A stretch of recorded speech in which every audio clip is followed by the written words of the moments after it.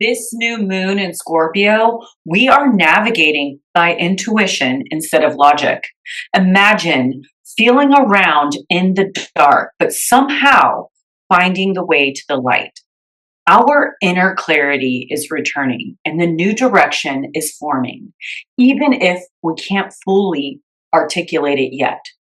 We don't know exactly where we are going, but we know what no longer belongs.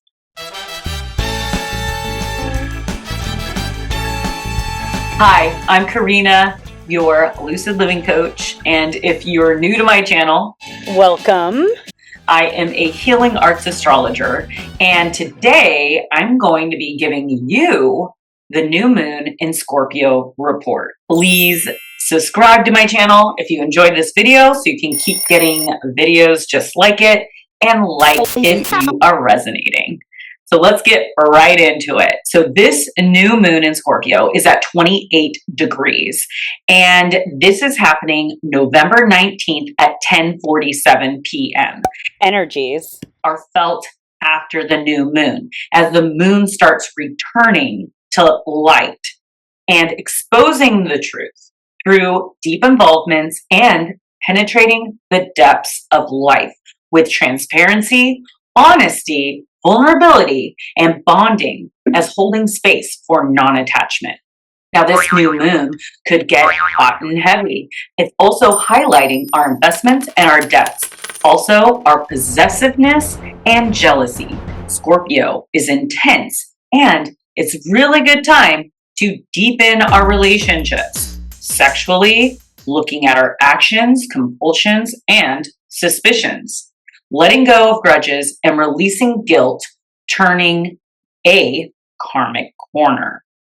This new moon is opposite Uranus, triggering unexpected new beginnings in our relationships and in our bank accounts. Now, I will read the inside degrees and I will get into the aspects for this new moon. Now, this Scorpio new moon is at 28 degrees, and I am reading from the Inside Degrees book.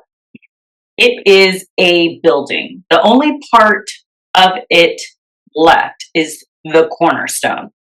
Sacrificing and renouncing the full flood of all you are capable of in order to make way for the bare bones of what stark destiny insists upon. Dropping everything to become attuned to collective destiny calls. Doing so often with considerable damage to yourself. A ruthless will, a fierce life direction, almost no self-compassion or self-sympathy. It has got to be the way if you are intent upon making yourself available to what is asked or intended, with every part of yourself out of the picture except your core, indomitable conviction that something hugely important is going on here, and all personal considerations are as nothing. This is a path that will draw you through some scary and extreme places, many deaths, and can draw you into a place of sheer one-pointed reality, into becoming as lucidly all here as can humanly be attained. Wow, that's the intensity of this new moon. Now, Scorpio's ruler is Pluto and Mars, and Pluto is at 1 degree of Aquarius, and it's actually trining over to Uranus and Taurus, because Uranus is retrograde, and so it is revisiting the Taurus energy before fully stepping into its 8-year cycle in Gemini. Collectively, we are in a major life upgrade. It's a leveling up energy, and we're together to help break out of these old patterns and step into a more authentic life path. You can expect with this new moon sudden opportunities that feel fated, the courage to take a leap when you've been resisting to step forward more authentically, shifting towards more freedom. Now, you could be feeling like, I can't live the old way anymore, and I'm finally ready to do something about it.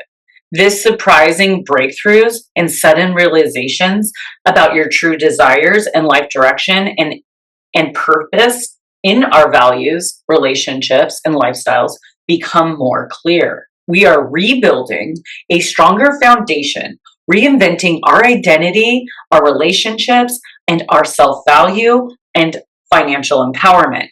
Now, our relationships are shifting as we express our needs more boldly, breaking free from the relationship roles that no longer feel comfortable fit, and opening ourselves up to attract the people that match our new self and our new self-image. We are all feeling a little bit off. We are feeling the shifts ahead. Now, Mars right now is in mutable sign of Sagittarius, squaring the nodes. This is fated. The universe is quickly and sporadically and unexpectedly changing fates. We are at a karmic crossroads, and we will be pushed to take actions that align more with our future path and move away from our old habits and fears. This is a fated decision in turning point into a new direction. We choose our timeline. Which timeline will you choose? There are truths that you can't ignore anymore.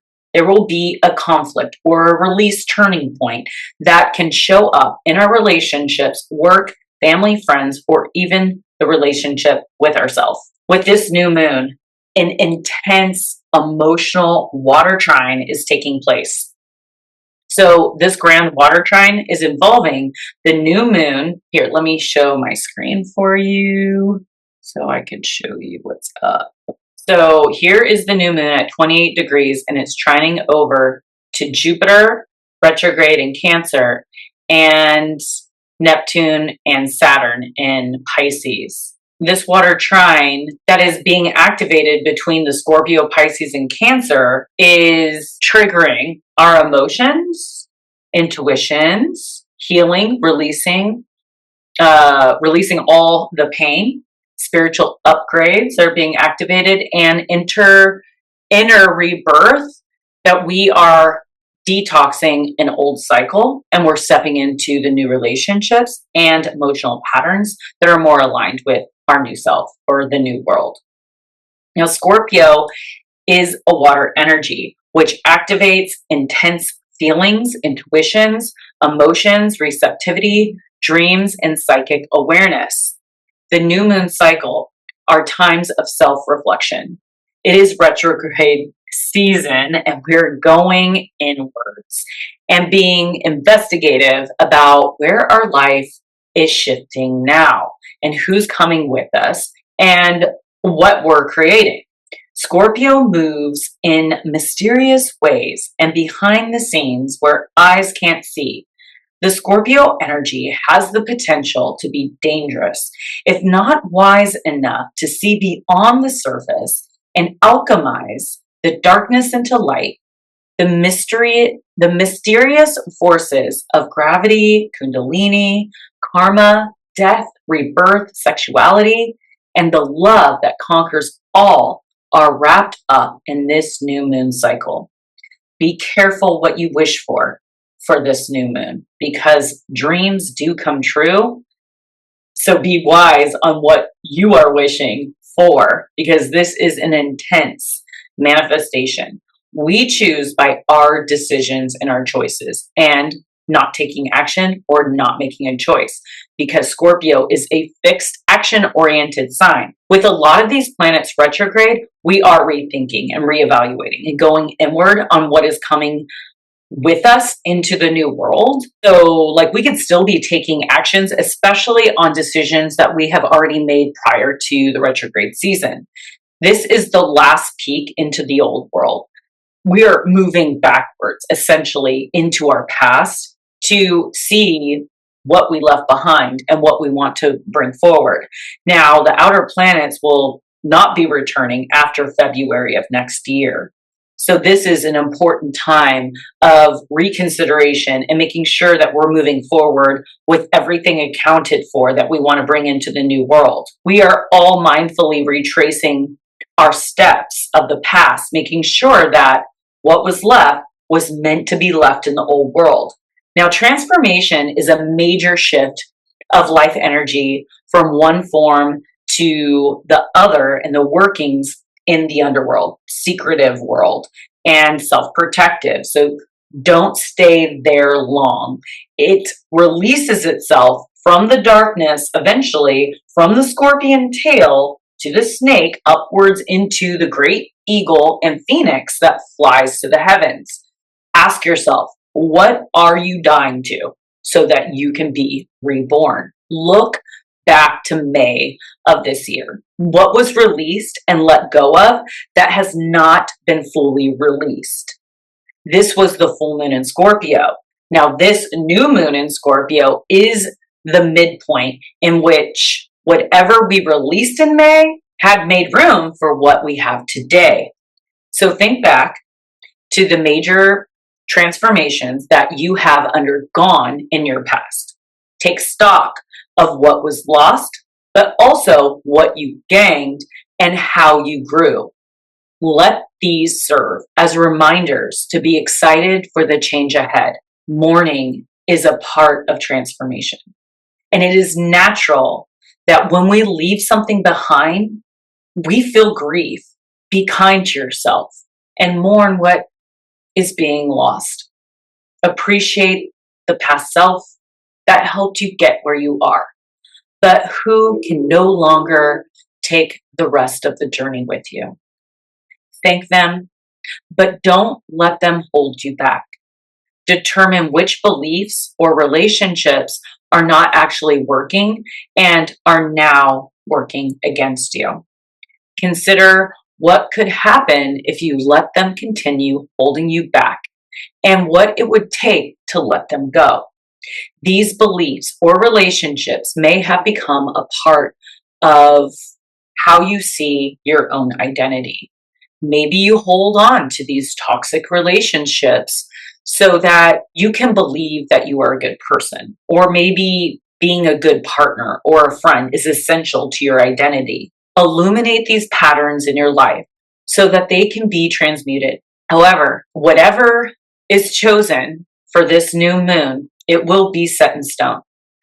The concrete will be poured. This is a powerful new moon, which is initiating this powerful new beginning with Saturn's commitments. So with that being said, definitely do a new moon ritual or ceremony, burning a white candle in a black candle. White is for protection and purification, and black is to release the control, release the unknown, and that's the black and whiteness that we're going through. This is what I'm sipping on: beet juice and mushroom coffee. Mushroom coffee, in which I'm bagging up now, will be selling here in Crockett on November 22nd. Mark your calendars from 12 to 5.